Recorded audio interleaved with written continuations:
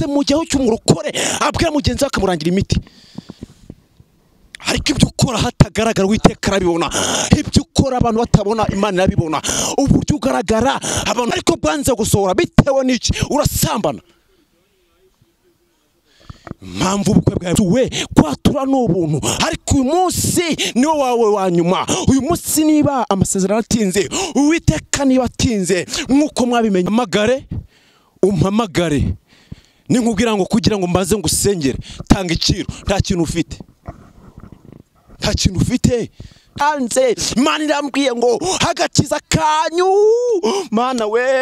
mana we ati ni nk'akabuto ka sinapi ariko mbere yuko mugenda mwari mufite agakiza hatura icyagusubije inyuma Imana irambwira ngo abantu benshi mwaritse gusenga ariko hari ikintu giye gutuma musenga Imana irambwira ngo abanyarwanda muri Malawi ni musenga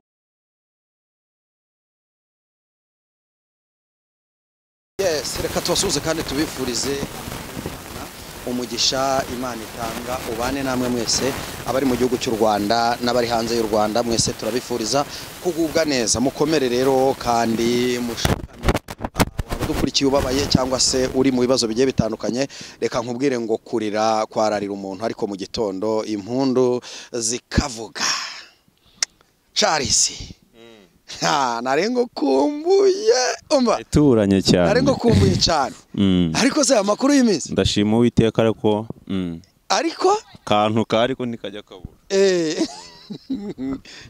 reka Charles tumwakire twese abadukurikiye bari mu Rwanda n'abari hanze y'igihugu cy'u Rwanda mwese twongere twakira umuhanuzi w'Imana numwe mu bahanuzi twemera nkuko twabibabwiye turongera kandi tubivuge n'ubu turabigarutse mugani wiwe ubushize cyane twakoreye ahantu mu gashyamba ibintu byari bimeze neza cyane urimo uratambutsa message kandi zikomeye cyane ariko Imana ishimwe ku munsi twongeye kubona umeze neza Imana ishimwe cyane agasatsi karaconze kameze neza uriyo ngukumbuye mpita ncuranga indirimbo zawe ngira abakunzi bacu hano bakuri indirimbo zanjye umuntu yazishaka yakwandika Habineza Charire cyangwa akajya kuri channel yanjye yitwa Karoli TV kandi buri Imana yaguhumugisha kuko urebye indirimbo zanjye z'Imana bitandukanye nuko wiri gutumwanya muri betting yego reka ngusabe kugira ngo usuhuze abakunzi bacu nurangiza uhita usenga nabasuhuje ahubwo Yesu nashimwe cyane mureke dusenge hari message Imana arayimpaye n'ubu ubusinagiye mu kazi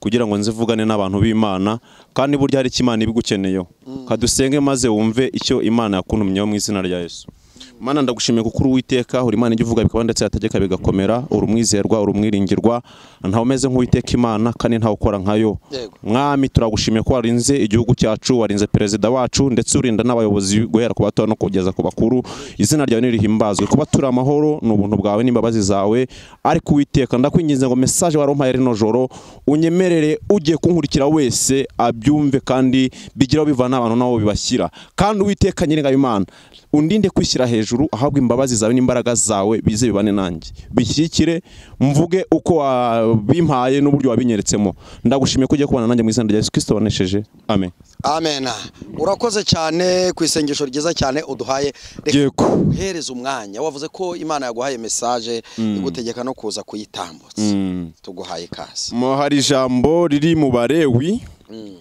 ibice byaho ni 26 umurongo waho ni 21 nuko mbona Bibiliya yawe itakwegerera ariko reka nkoreshe ahangaha hari ijambo rivuga ngo kandi nimukomeza kunyuranya nanjye mukanga kunyumvira nzongera kandi karindwi kubateza ibyago bihwanye n'ibyaha byanyu subiramo iri jambo riri mu Barewi 26 umurongo waho ni 21 haravuga ngo kandi nimukomeza kunyuranya nanjye yemwe abanyakigali mwe nimukomeza kunyuranya nanjye abanyarwanda mukanga kunyumvira nzongera kandi karindwi kubateza ibyago bihwanye n'ibyaha byanyu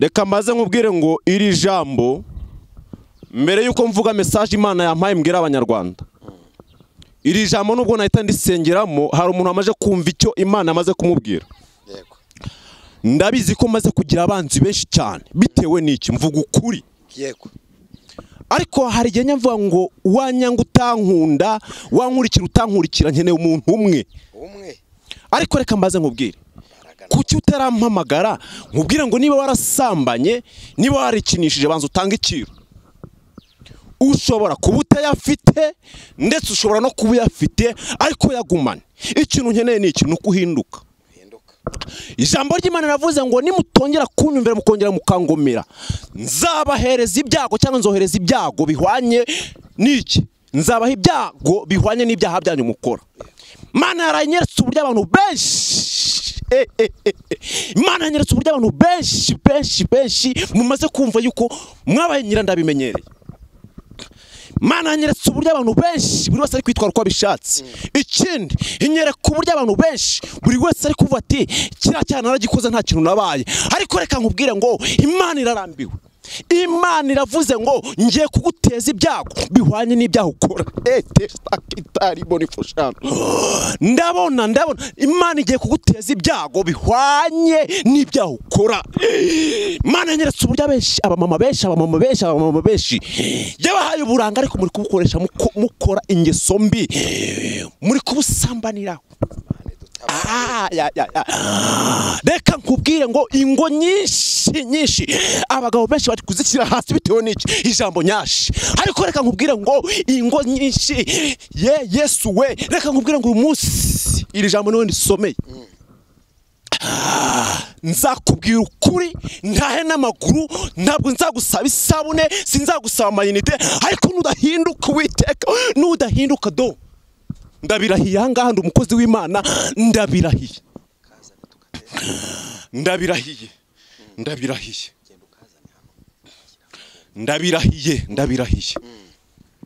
imbaraga n'amavuta icyo gikapu kiri aho ngaho icyo gikapu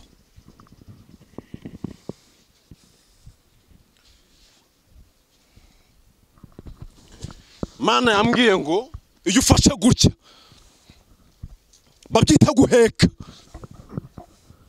iyo ushyize mu mugongo gutya babyita guheka iyo umuntu afite injishi agashyira umwana mu mugongo byitwa guheka Imana nyeretse uburyo abanyarwanda benshi muri hanze Imana yabahetse mukaba mwarahageze ariko igiye kugira gutya vuze ngo niba warahetswe kenshi cyane ugiye gutangira kwigenza Imana nyeretse uburyo abantu benshi bari kwikinisha bari hanze irambwira ngo abenshi niyo mpamvu nta kintu muri gufatisha nta kintu muri kubona ariko iri jambo yaba waruhindutse Imana yambwiye ngo abantu benshi bya muri gukora stakitari bonifoshandenewa biri gutuma nta mugisha mubona Yesu we ko bigarutse nabigira nde biri gutuma nta mugisha mubona bitewe n'iki ibonye bari gutegereza ngo hari ikintu uzabamarira ariko nta kintu kubamarira bitewe n'iki uri kugenda uko bishaka ariko Uwiteka aravuze ngo igiye kuguteza ibyago bihwanye n'ibyaha ukora we mukobwa we ndakurahiye icyo usamane kirahagije uyu munsi usezerera abakiriya bawe urebe ko Imana itagutunga nasibye akazi kandi sindi buburare ngira ngo numvire Imana abantu ntabwo mugikuna amagambo y'ukuri abantu ntimugikeneye amagambo ababwira ngo muhinduke muve mu byaha byanyu mukeneye iki la saved ariko se nongera nkubwira ngo urari kuri saved ngiki utaratura icyaha cyayo cy'ubusambanyi utaratura infiltration akazi wasambaniye wigeze watura Pista kitari bonifoshandenewa ereboshatakara reka nkubwira ngo ibyaha ukora utaratura nta mugisha igihe usambaniye kirahagije Imana irakubona ubwashize naraje ndababwira ngo urabikora ukibwire ko mpanye nawe ariko ngo nzaguhana uko byose bikurikirana Imana ntiyibagirwa nitaguhana bizakugendaho ndetse n'abawe bizabafata reka nkubwire Eli yari umuhanuzi w'Imana ariko igihe cyaraje kugera arahanwa kandi ni wari wahanuye avuga yuko Samweli azavuka abibwira nde abibwira Hana ariko uburyo abana babe baje kwitwara bakajya basambanya abadiyakoni mu rusengero uburyo baje kwitwara bakajya bakora ibyangwa n'amaso y'Imana byatumye umuryango wose ucika nawe reka nkubwire ngo ibyaha uri gukora bigiye kukubuza amahirwe reka nkubwire ngo ibyaha uri gukora bigiye gutuma nta kintu ufata uri kugaragara neza ariko nta kintu uri cyo, uri kugaragara neza inyuma ukambara neza ariko ibi ukorera ahantu hatagaragara we. Yesu we, Yesu we, Yesu we, mbega abakobwa Imana nyeretse biyambika ubusa. Reka nkubwire ngo Imana yambwiye ngo ubwo buranga si ubwo kwiyambika ubusa. Yesu Kristo. Umuntu aravuze ngo amabuna ashimisha abasinzi. Higa kwiyubaha niba insengero zifunzwe kuko mbivuga nkuko mpora mbivuga, ariko umutima ntabwo ufunzwe. Mana yambwiye ngo abantu ihetse igiye gutereka hasi. Reka nkubwire ngo yibihe bigiye kuza ni ku Uwiteka yambwiye utazi gusenga eni botashando hagiye kubyiga unkunde cyangwa unyange. Ese kugiye kuvuga ngo nakuraye nimero ya Karoli ngo muhamagare nature. Nanjye ngiye kukubwira ngo ambise, nanjye ngiye kukubwira ngo nta gihe ngifite. Icyanye no kuza kukubwira ngo hinduka uve mu byaha byawe kuko Uwiteka hagiye kuguhana ibihano, ibyago bihwanye n'ibyaha ukora. Uwiteka agiye kuguhana ibyago bingana nuko ukora ibyaha. Mbega ababyeyi b'amasingo z'abandi, mbega abantu bari gukoresha imiti y'abapfumu, mbega barokorewe kwijijisha nabyo ni icyaha. dutabare mbigenze nte Uwiteka we, mbigenze tugeze mu gihe cy'umurokore abwira mugenzi akamurangira imiti, ariko ibyo ukora hatagaragara Uwiteka arabibona. Ibyo ukora abantu batabona Imana irabibona. Uburyo ugaragara abantu batakubona Uwiteka arakubona. Uwiteka yambwiye ngo hinduka ube mu byaha byawe. Uwiteka yambwiye ngo hinduka ubone umugisha. Uwiteka yavuze ngo igihe wikinishije kirahagije.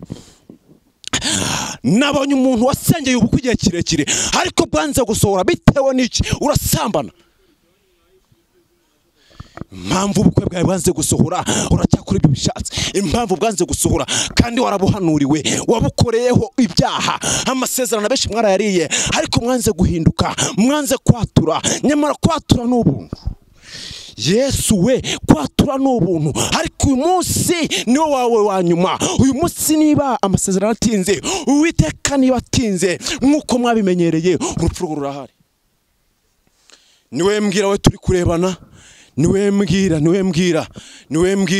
hari umubyeyi uri muri Zambia witwa Claudine. Imana yambwiye ngo umugabo wawe ugiye kumuhindura ariko we ari muto. Umpamagare ninkubwira ngo kugira ngo mbaze ngo usengere tanga ikiro. Nta kintu ufite. Ariko Uwiteka yambwiye ngo Imana irambiwe ikigare, Imana irambiwe abantu bayibeshya, Imana irambiwe abantu bagaragaza ko ari abakozi b'Imana nyamara atari bo. Imana irambiwe abantu biyoberanya, Imana irambiwe abantu bigira beza nyamara nta bwiza bafite. Wimamagara. Ariko niwo munsi wawe wa nyuma wo kugira ngo wature. Uyu niwo munsi wa nyuma wo kubwira ngo Uwiteka we, ibyaha nakoze byose ndabizi, ibyaha nakoze kandi byose urabizi, ngo ntabara. Uyu niwo munsi wawe wo kongera guca bugufi. Uyu niwo munsi wawe wo kugira ngo umujinya w'Imana ntuguterweho. Uyu niwo munsi wawe wa nyuma wo kukubwira ngo hinduka ube mu byaha byawe. Uyu niwo munsi wawe wa nyuma wo kukubwira ngo hinduka. Warasambanye ujya ahantu runaka ntavuze, maze kujyayo umugabo waragukeka ndetse ujya kubikora. Imana yarakurinze uragenda uragaruka amahoro. Yarakurebaga ntabwo nzahanganje kutwika nongere mbisubireho sinagutwikiraho. Reka nkubwire ngo nshaka gutwika nakwicara mu rugo ngatwika ibyo ngomba gutwika. Waragiye urasambana umaze gukora icyo cyaha urongera uragaruka. Ariko Uwiteka arambiwe abantu muri guca bago ebanyi kw'Imana ikurambiwe, kw'Imana ijya kuguteza isi, kw'Imana imaze kukurambirwa. Reka nkubwire ngo niba utumva ijambo ry'Imana ariko hari abantu baryumva nyene y'umuntu umwe nubwo yaba umwe ariko akavuga ngo noneho Uwiteka we, ubu nibwo buhanuzi bwanjye. Ufite iki ku buryo Uwiteka ashobora kunsibya akazi ngo nze kubwira ngo hinduka?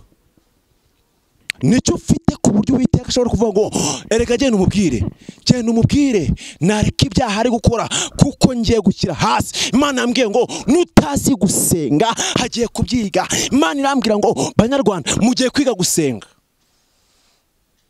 y'amahizamo yo muri riri mu kuva irambwira ngo niba bataremejwe n'ibya mbere mugiye kuzemezwa n'ibya kabiri. Ariko akamenyero ni kabi, iwacu baravuga ngo kamenyero yonze nyina. Ariko so ufite akamenyero gute ko kumenyera Imana? Niba uyinaniye ukanarira na leta ufite uwe mumaro? Muri kwambara ubusa ikabibona, muri kwitwara ko mubishaka ikabibona, muri gusenga ariko muri abasinzi ikabibona. Ibyo ngibyo ntabwo ndi butinda imbere ya kamera, ariko Uwiteka akeneye yuko uri buhinduke. Uwiteka akeneye ko yagutabara. Dore wabuze umugisha bitewe n'iki? Ibyaha ukora byatumye utagira umugisha, ibyaha ukora byatumye nta kintu ufata. Ibyaha ukora byatumye nta kintu ufata, ariko Uwiteka aracyagukeneye. Uwiteka akeneye ko wahinduka. Mana yambwiye ngo yaraguhetse, iraguheka. Nakweretse uburyo nari mpese igikapu, iraguheka.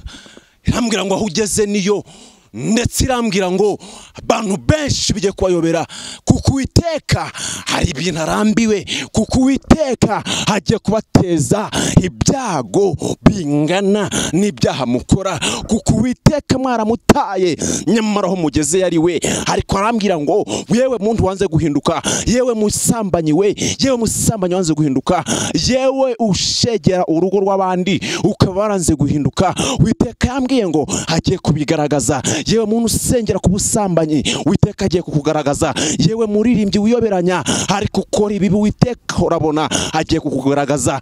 Yewe wanze guhinduka uvuga ngo nta kintu nabaye ubwo nabikoraga, Uwiteka arambwira ngo yarakubonye. Uwiteka arambwiye ngo yarakubonye.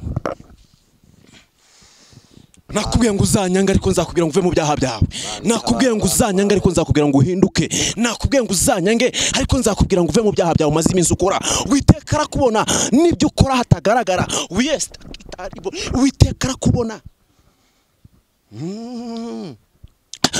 Waruzi ko na filimi z'urukozasoni ari icyaha imbere y'Imana? None se ntabwo muzireba? Ntabwo se uzireba? Ariko Uwiteka yambwiye ngo ngiye kubateza ibyago bihwanye n'ibyaha bakora. Ni ko Uwiteka yambwiye ngo nze mbabwire. Nibidahinduka, nibidahinduka nzamenya ko Uwiteka ajya abeshya. Ntabwo abeshya. Icyo ngicyo cyo nibitaba nzamenye ko Uwiteka ajya abeshya. Reka nkubwire, Imana yanyeretse uburyo abantu benshi bari gukora ibyaha. Yambwira ngo ngiye guteza abantu. Yesu we, abantu banze guhinduka ngiye kubateza ibyorezo. Mana nyeretse umumama ndi gusengera abarwayi, nyereka umuntu urwariye Faisal. Mana irambwira ngo uriya ni igihano arwariyemo, ndetse umurwaje yazanye imiti y'amapfumu ndetse yanga gukira, ariko kwatura ngo byaramunaniye. Arambwira ngo ubwire umurwayi wawe yature, ibyo yakoze byature, Imana icyura umugeni. Ejo nanjye nataha. Ejo navuga ngo Uwiteka naragukoreye ntabwo nigeze mbeshya, nagukoreye uko wantumye. Ejo nanjye nataha. Ariko se kugiye kuhura n'ibibazo uri wowe byiteje? Ese kugiye kuvuga ngo none nanjye wanyereka wa mukozi w'Imana nakwatura? Ariko reka nkubwire ngo ngewe nakoresheje imbaraga zanjye nk'uburyo Uwiteka yari yanshoboze. Abantu mwanje guhinduka, ariko Uwiteka agiye kuza. Ndetse arambwira ngo mu bihumbi mfite 7 bitarapfukamira bari, ndetse mfite n'abantu benshi bagomba kunkorera, ngiye kuza kandi bizamenyekana. Va mu bintu byo kuvuga ngo akamenyero. Uyu munsi nasambanye nta kintu nabaye, narikinishije nta kintu nabaye, yewe narebye filimi z'urukozasoni nta kintu nabaye, no kwa runaka byagenze gutya nta kintu nabaye. Ariko Uwiteka yambwiye ngo agiye kuguteza ibyago bihwanye n'ibyaha ukora. Kubera iki? Wanze guhinduka. Ariko Uwiteka yibuye ryagaragaye ndiba rikisha isuka. Impamvu bw'aya magambo, impamvu uhuye nanjye muri kano kanya nukugira ngo uhinduke. Impamvu uhuye nanjye muri kano kanya nukugira ngo ikimana avanye nawe gisohore. Kandi niwanga guhinduka, uraho niwanga guhinduka, ibyo Imana yavuze byose nta na kimwe kizasohora.